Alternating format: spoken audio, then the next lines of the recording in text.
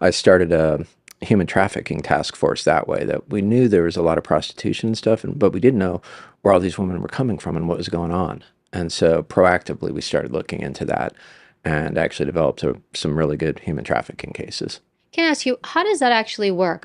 Even now today, I'm always amazed because it's the United States. I go to the restroom in every airport, Yeah. and inside the stall, there's a sign, there's pictures saying if you see somebody that looks like they're being trafficked, Yep. and it's it's very it's sad, but it's also very interesting that in the United States that this happens. Like, oh, can you walk me through like typically what the situation is that this is such a prolific issue here? So we started the task force, and then we started doing undercover stuff, just basically trying to figure out what was going on.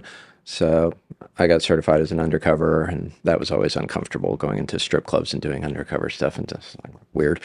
But started then through that developing informants and who would tell us where new girls were coming from and what was going on and where they were being kept and who was keeping them and all of that. So it was a slow process, basically, of getting to figure out through the undercover work who the players were, and then through more overt FBI work, recruiting informants, people who'd be willing to help us provide information. Sometimes those two things kind of overlapped. Started with the informants. They basically started telling us that girls were being brought in from the native villages around Alaska. So people would go out, find these girls who very often drug and alcohol problems, a lot of abuse issues in the villages, and they'd bring them to Anchorage, buy them new clothes, fancy stuff, make them feel good, and then they end up in a house with 10 other girls, and that's kind of the process of it.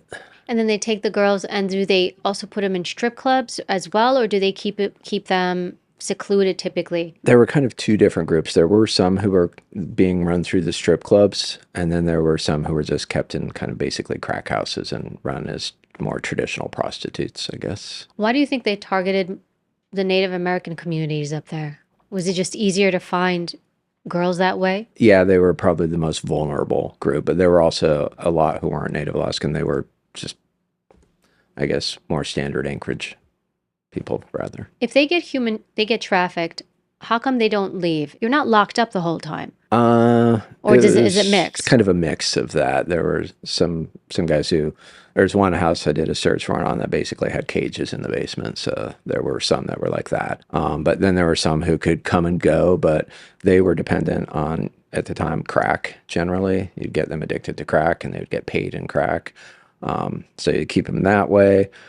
Also, a fear of the police, that if the police find you, they're going to arrest you and put you in jail. And sometimes that wasn't completely untrue at the time. I think that's changed a lot now, but at the time, it's a possibility, but it's the fear and controlling them that way. And then if you convince somebody that I'm the only one in the world who's looking out for you, right? You might have to be doing this stuff, but it's for your own good, right? There's no other way you're going to survive. And I'm the only one looking out for you. And people come to believe that. Was that hard to see? Oh, yeah. I remember at one point, this one wasn't my case. It was just a case I was helping another agent on, but we got these girls out of this house, and one of them had been arrested because she'd also done a bunch of fraud, but we were trying to sort that out and get her to be an informant and get those charges away. But we had to take her back to the jail one day, and I was in the back seat of the car with her, and she like attacked me. But I get why, because I could just see the fear in her face of being in a confined space with some guy. And so that was hard, I think, seeing that just abject fear in somebody. And the conditions that they were very often in were just appalling. I guess even today, like, how does this still happen? Like, how does it go undetected is what is surprising to me.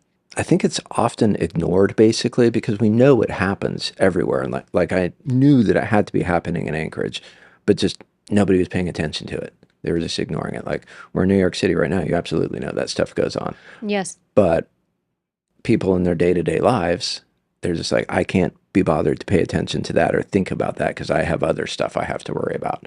Right. So in general, we just ignore the darker side of society, I guess, because we don't want to know about it.